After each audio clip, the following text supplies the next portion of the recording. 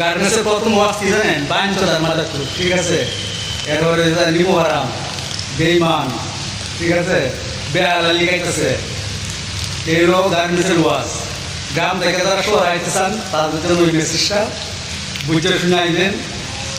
আমি যেগুলো বলছি এর থেকে আমি 100% আমাদের 10% বলছি, আর 90% হয়ে গেছে। এগুলো ভাষা আমি উচ্চারণ করতে চাই না। আপনি ওয়াশরুম করতে যাবেন না কাটাতে দেওয়া হতে যাবেন, এটা দেওয়ার বিষয় না। আপনার 31 মাইল ঘন্টায় কম হবে, আপনি কী করবে বলার ভাষা নাই।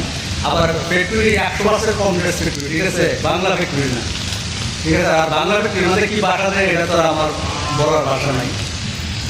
যারা গার্মেন্টস করবেন মেয়াদ করছেন আসবেন, তাদের জন্য মেসেজটা বুঝে শুনে আয়েন, ঠিক আছে। এগুলো যদি সহ্য করতে পারেন তাহলে আয়েন, আর যদি না সহ্য করতে পারেন তাহলে হুড়ে আয়া ভাইয়া টাকা পয়সা নষ্ট করে দিলাম, ঠিক আছে। যেখানে আছে যেখানে থাকেন।